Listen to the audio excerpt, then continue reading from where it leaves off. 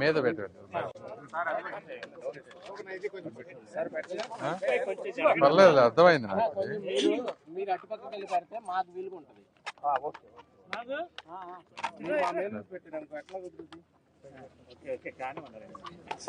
Amaravati capital వచ్చిన దగ్గర నుంచి 2014-19 మధ్య ఈ మేజర్ బైపాస్ ఏదైతే ఉందో ఇది ఆ రోజు చంద్రబాబు నాయుడు గారు అంటే జనరల్ గా నేషనల్ హైవేలో అండర్ పాసెస్ ఎవ్రీ 2 kilometers కి వేస్తారు.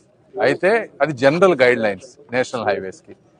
ఇక్కడ కాకపోతే ఒక మహానగరం రాబోతుంది కాబట్టి ఆ రోజు ఒక విజన్ తోటి ఎవ్రీ 1 kilometer కి ఉన్న ఎగ్జిస్టింగ్ రోడ్స్ అన్నిటినీ కలుపుతూ చంద్రబాబు నాయుడు గారు ఆ రోజు ప్రపోజ్ చేశారు.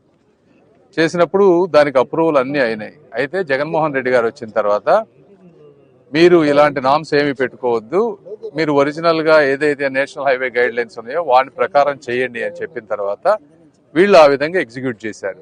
మళ్ళీ ఈ రోజున అమరావతి నగరం జరగబోతుంది కాబట్టి ఫ్యూచర్ లో జనాభా ఎక్కువ వస్తారు కాబట్టి ఫ్యూచర్ దృష్టిలో పెట్టుకొని ఎవ్రీ కిలోమీటర్ కి అండర్ పాసెస్ ఉండే విధంగా, కనెక్టివిటీ బాగుండే విధంగా చంద్రబాబు నాయుడు గారు రివైజ్ చేశారు.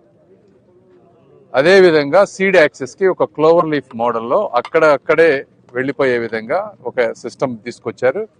తర్వాత ఇంతకు ముందు ఎగ్జిట్స్ లేవు దీనికి. ఇంత పెద్ద హైవే వేసినప్పుడు ఎగ్జిట్స్ లేకపోతే ప్రజలు ఈ రోడ్డు మీదకి హైవే వాడుకోవాలంటే కష్టం. దాని గురించి ఒక 10 ఎగ్జిట్స్ అడిగారు. దానికి వారు ఉన్న వాటి దృష్ట్యా 6 ఎగ్జిట్లకి వాళ్ళు ప్రపోజల్ ఓకే చేశారు.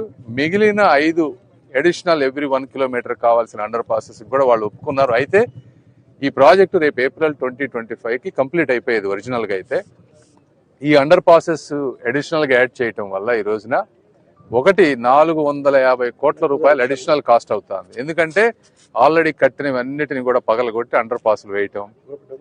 రెండోది టైం లైన్, రేపు ఏప్రిల్కి అవ్వాల్సింది వీళ్ళకి మళ్ళీ ఇంకొక 1.5 year ఎక్స్టెన్షన్ ఇవ్వాల్సి వస్తుంది.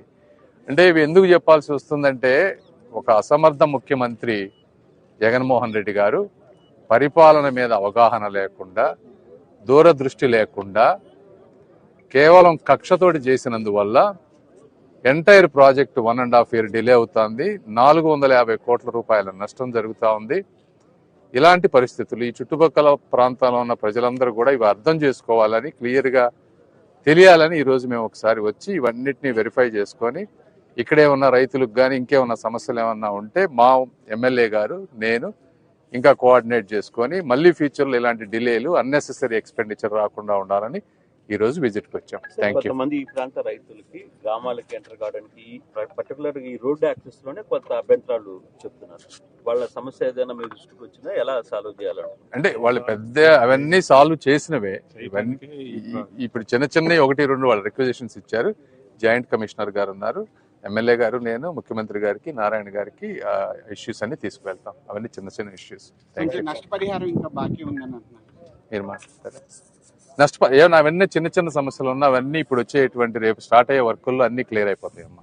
సుప్రీంకోర్టుకి సంబంధించి కూడా రైతులకు సంబంధించిన ఇష్యూ ఒకటి రాబోతుంది. దానికి ఇట్లా ప్రభుత్వం సైడ్ నుంచి ఏదైనా ఇష్యూ ఏంటది? అంటే రైతులకు సంబంధించి ఏదైతే డబ్బులు బ్యాలెన్స్ కి సంబంధించి ఉన్నాయో దానికి చంద్రబాబు నాయుడు గారి మీద నమ్మకంతో 33,000 ఎకరాలు ఇచ్చారు అందరూ. బాబు గారు ఉన్నప్పుడు అసలు ఎవరికైనా అన్యాయం జరిగే విధంగా ఆయన ఎందుకు చేస్తారు చెప్పండి? మీరు ఆలోచించాలి.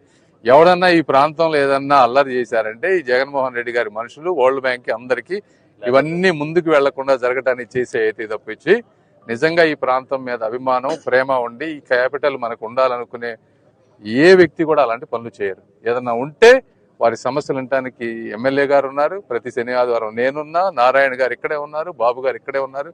ఏముంటాయి ఇందులో? తీర్చలేని సమస్యలు 33,000 ఎకరాలు కలిపినప్పుడు చిన్న సమస్యలు తీర్చలేని నాయకుల ఇక్కడ ఉన్నది. కాబట్టి ఏమున్నా కూడా మా దగ్గరికి రండి. Thank you. ఓవరాల్ గా అమరావతి షేప్ లైన్ ఎప్పుడు క్లియర్ అవుతాయమ్మా. ఇవన్నీ వెళ్ళే కొన్ని చూస్తా ఉన్నారు కదా. ఇది ఏప్రిల్ కావాల్సింది ఇప్పుడు 1.5 year. ఇట్లా అన్ని పెరుగుతాయి. ఇవన్నీ ఇదే ప్రాబ్లం. ఏంటంటే మాయమాటలు నమ్మి ప్రజలు ఓట్లేస్తే ఎంత నష్టం జరుగుతుంది అనే దానికి ఇవే ఉదాహరణలు. Thank you. మీరు మాట్లాడతారు.